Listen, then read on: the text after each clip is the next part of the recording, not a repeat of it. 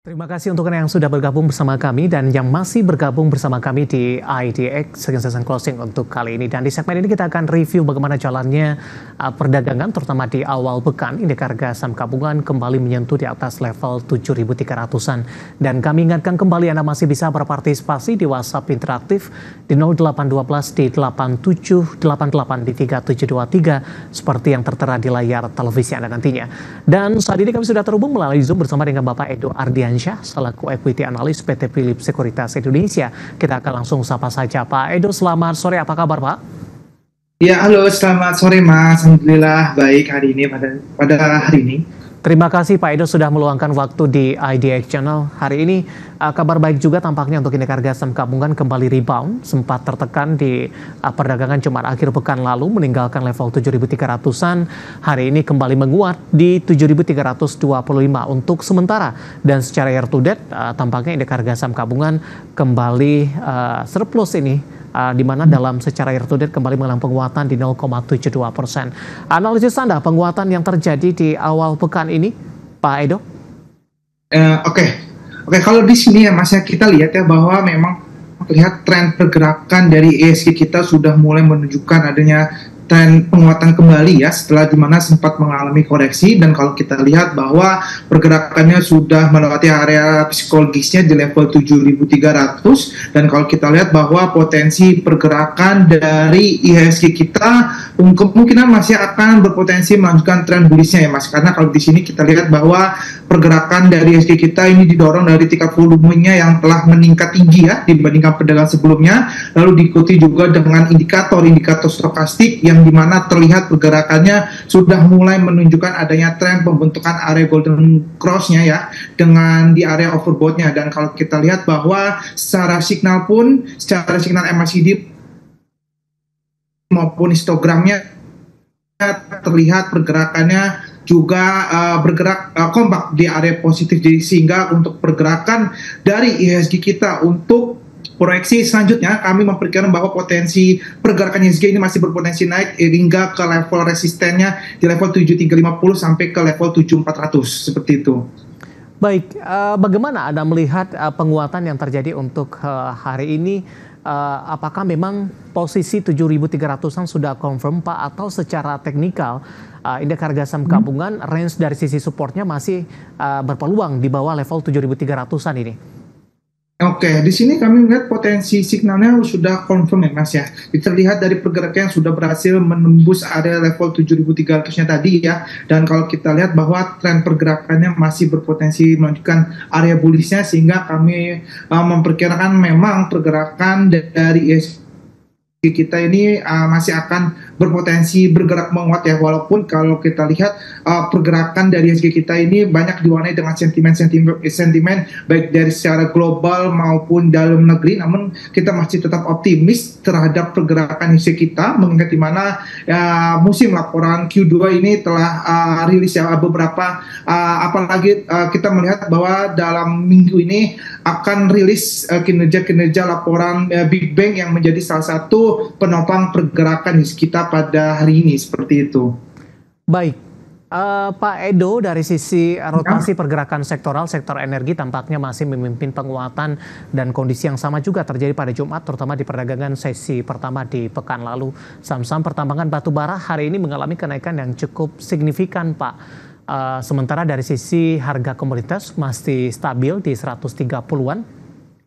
Dari sisi minimnya isu, bagaimana Anda melihat penguatan yang terjadi untuk saham-saham pertambangan batubara di 2 hari perdagangan terakhir? Apakah ini juga berkaitan dengan optimisme rilis kinerja ataupun ekspektasi membaiknya kinerja di semester kedua di 2024? Iya, oke, di sini kalau kami lihat ya bahwa memang pergerakan saham-saham di sektor komoditi energi ya atau batubara memang bergerak menguat ya, dan ini sejalan dengan pergerakan dari kenaikan komoditas batubara ya yang terlihat sudah mulai bergerak menguat kembali. Dan kalau kita lihat bahwa sentimen saham-saham dari sektor batubara ini terjadi seiring dengan komoditas yang bergerak naik. Dan kalau kita lihat bahwa nampaknya para pelaku pasar atau investor ini cukup optimis ya melihat bahwa selain dari sentimen komoditas yang sudah mulai membaik pergerakannya didorong juga dengan musim laporan Q2 ini yang menjadi salah satu penopang pergerakan saham-saham di sektor energi. Jadi kalau kita lihat bahwa memang nampaknya para pelaku pasar sudah mulai kembali masuk ke saham-saham di sektor energi ini, mengingat di mana saham-saham sektor ini juga akan merilis kinerja keuangannya di pekan ini, seperti itu. Baik, kita akan coba ulas dari sisi teknikal, Pak. Saya mau ke saham yang pertama terlebih dahulu, ada Golden Energy Mines Tbk atau dengan kode saham JEMS. Hari ini naik tinggi di 19,76%. Di posisi 10.150. Analisis Anda untuk JEMS, Pak Edo. Oke, kalau secara teknikal kami lihat potensi pergerakan GMS ini telah bergerak naik cukup tinggi ya Mas ya. Terlihat pergerakannya ini ditopang dari 3 volume buy-nya yang sudah melesat ya dibandingkan dengan pergerakan sebelumnya, dan pergerakan volume ini yang naik cukup tinggi ini ditopang dengan dimana kinerja keuangan dari saham GMS yang berada di atas ekspektasi pasar sehingga membuat pergerakan saham ini bergerak naik tinggi nih. Dan kalau kita lihat bahwa pergerakannya sudah menunjukkan ada pola pembentukan golden cross-nya ya, terlihat dari pola indikator stokastiknya yang sudah berhasil membentuk pola area golden cross, diikuti dengan indikator MACD-nya ya, yaitu signal MACD-nya yang juga bergerak naik membentuk pola uptrend, dan histogramnya juga telah cukup tinggi bergerak ke area positif, sehingga kalau kita lihat memang pergerakan GMS ini telah bergerak naik, dan kalau untuk secara jangka pendeknya kemungkinan bisa menyentuh ke level area 10.100 ya, untuk ini sampai ke 10.300-nya. Analisis dan rekomendasinya seperti apa, Pak? Dan untuk rekomendasinya, kami lihat mungkin bisa spekulatif buy ya. Kita lihat posisinya, karena kalau kita lihat posisinya ini telah volumenya masih cukup tinggi sehingga masih akan berpotensi dia bergerak naik kembali. Jika pergerakannya menyentuh ke level 10.100, maka kemungkinan masih melanjutkan tren penguatan hingga mencapai ke 10.200 sampai ke 10.300. Oke, rawan profit taking tidak, Pak? Kami melihat kenaikannya jika confirm menyentuh ke level 10.100, kemudian masih berpotensi naik. Namun jika gagal menembus ke 10.100, maka kemungkinan bisa akan bergerak koreksinya terlebih dahulu, seperti itu. Baik, dari GEMS kita bergeser ke Adaro, Pak. Analisisnya penguatan juga sudah terjadi di beberapa hari terakhir untuk Adaro. Bahkan dalam sepekan Adaro ini sudah mengalami kenaikan 17,28%, Pak. Analisis Anda untuk Adaro?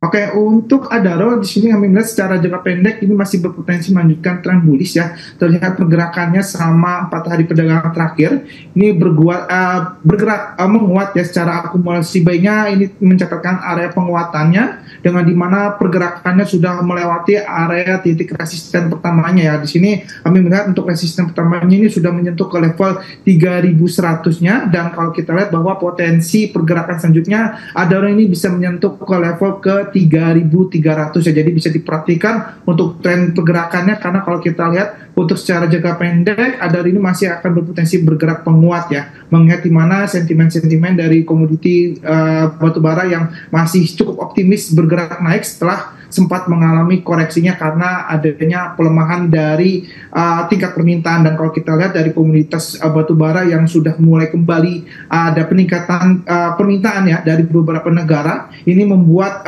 sentimen terhadap saham-saham di sektor energi ini masih berpotensi melanjutkan tren penguatannya. Baik, rekomendasinya untuk Adaro, Pak, buy di level berapa mungkin? Oke, untuk area buy mungkin Bapak dan Ibu sekalian bisa diperhatikan di level 3.100-nya ya, karena di sini merupakan level trading buy yang cukup oke untuk bisa dipertimbangkan, dan jika pergerakan ini berhasil tertembus maka akan berpotensi dia melanjutkan tren ke area resistennya mencapai ke level 3.300. Oke, penutupan hari ini di 3.190 mengalami penguatan di 2,90%. Pak Edo, kebetulan sudah ada pertanyaan masuk di WhatsApp interaktif kami, Pak. Saya akan coba bacakan ini. Bapak Inder dari Bali ini menanyakan mana yang lebih menarik, ITMG atau UNTR?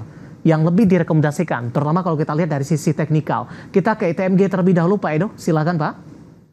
Oke, untuk ITMG, kita lihat di sini harga ITMG ini sudah menyentuh level 27.000-nya ya. Jadi misalkan Bapak dan Ibu sekalian melihat tren pergerakan ITMG ini ternyata pergerakan sudah naik cukup tinggi, jadi mungkin Bapak dan Ibu sekalian lebih baik wait and see terlebih dahulu untuk pergerakan ITMG, karena kalau kita lihat bahwa trennya sudah menyentuh ke level tertingginya dan ada potensi dia akan bergerak koreksi terlebih dahulu, mengingat dari pergerakannya secara indikator stokastiknya sudah melalui area overbought-nya, dan kalau kita lihat bahwa sudah mulai menunjukkan adanya titik area jenuh beli sehingga berpotensi dia akan mengalami koreksinya. Jadi mungkin lebih baik untuk ITMG bisa di wait and see terlebih dahulu, karena kalau kita lihat untuk pergerakan secara jangka menengah maupun jangka panjangnya kemungkinan akan bergerak koreksi terlebih dahulu ke level areanya di level 27.000 sampai ke 26.500. Baik, untuk UNTR Pak Edo singkat saja Pak, langsung ke teknikal